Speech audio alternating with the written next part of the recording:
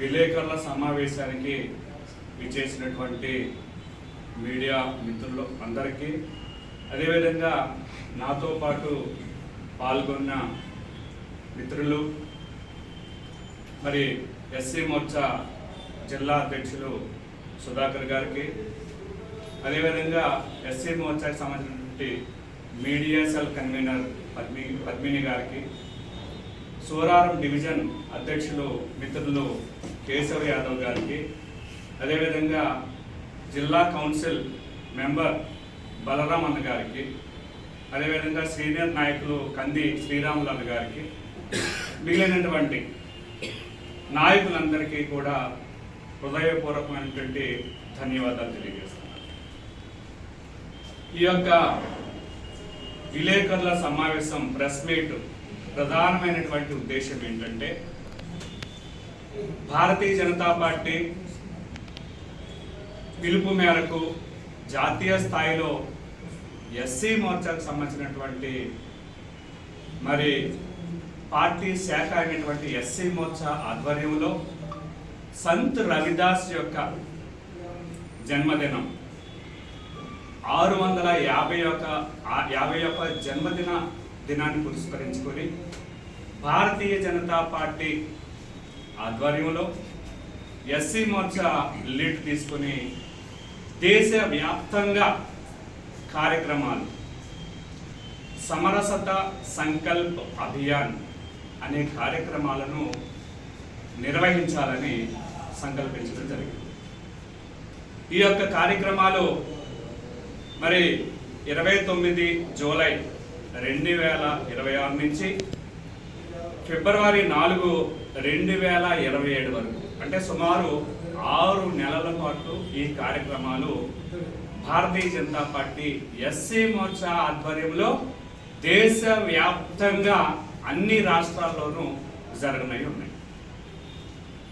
ఈ యొక్క కార్యక్రమం ఉద్దేశించి రామచంద్రరావు గారి యొక్క రాష్ట్ర అధ్యక్షులు రామచంద్రరావు గారి కోరిక మేరకు తెలంగాణ నుంచి ఈ జయంతి ఉత్సవాలకు సంబంధించినటువంటి committee Bharatiya Janata party SC Morcha రాష్ట్ర అధ్యక్షులు గౌరవనీయులు కాంతి కిరణ్ గారి ఆధ్వర్యంలో ఒక కమిటీ వారణాసికి వెళ్ళి అక్కడ సంత్ రవిదాస్ సంచరించినటువంటి ప్రదేశాల్లో పవిత్రమైనటువంటి మట్టిని తీసుకొని ఉత్తరప్రదేశ్ ముఖ్యమంత్రి గౌరవనీయులు యోగి ఆదిత్యనాథ్ గారి చేతుల మీదుగా ఆ యొక్క కలశాలు తీసుకొని తెలంగాణలో ఈరోజు ఆదిలాబాద్ జిల్లాలో వారు అడుగు పెట్టడం జరిగింది. వారు తీసుకొచ్చినటువంటి కలశాలు ప్రతి జిల్లాకి చేరుకోవాలని ఎస్సీ మోర్చా భావిస్తుంది, ప్రతి మండలానికి చేరుకోవాలని ఎస్సీ మోర్చా భావిస్తుంది. ఆ విధంగానే ఈ యొక్క కలశ యాత్ర భారతీయ జనతా పార్టీ ఎస్సీ మోర్చా ఆధ్వర్యంలో తెలంగాణ రాష్ట్ర వ్యాప్తంగా జరుగుతాయని ఈ సందర్భంగా మీకు మనవి చేస్తూ ఉన్నాం. దీని యొక్క ప్రధానమైనటువంటి ఉద్దేశం భారతీయ జనతా పార్టీని దళితులకు దగ్గర చేయాలని, భారతీయ జనతా పార్టీని దళిత వాడల్లో పార్టీని మమేకం చేయాలని ఉద్దేశంతో ఈ యొక్క కార్యక్రమాన్ని తీసుకోవడం జరిగింది. ఆ యొక్క కార్యక్రమంలోనే సమరసత సంకల్ప్ అనేది ఒక పదం ఉంది. దానిలో ఏంటంటే ఐక్యతకి మారుపేరుగా ఏదైతే కుల నిర్మూలన కోసం సంత్ రవిదాస్ పోరాటం చేసిరో దానికి అనుగుణంగా ఈ యొక్క పేరు పెట్టడం జరిగింది.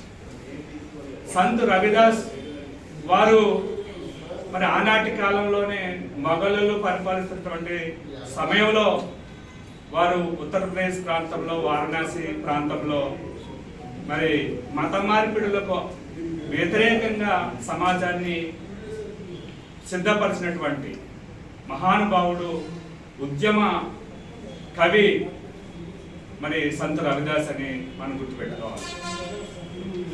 సంత్ రవిదాసు మీరాబాయి, అదేవిధంగా ఎంతోమంది గొప్ప రాజులను వారికి శిష్యరేఖం చేసినటువంటి సందర్భాన్ని కూడా మనం గుర్తు తెచ్చుకోవాలి. ఒక చర్మకారుని కుటుంబంలో వారు జన్మించి మరి గొప్ప వ్యక్తిత్వాన్ని కనబరిచి సమాజానికి మంచి స్ఫూర్తిగా నిలిచినటువంటి మహానుభావుడు సంత రవిదాస్. వారి యొక్క అడుగుజాడల్లోనే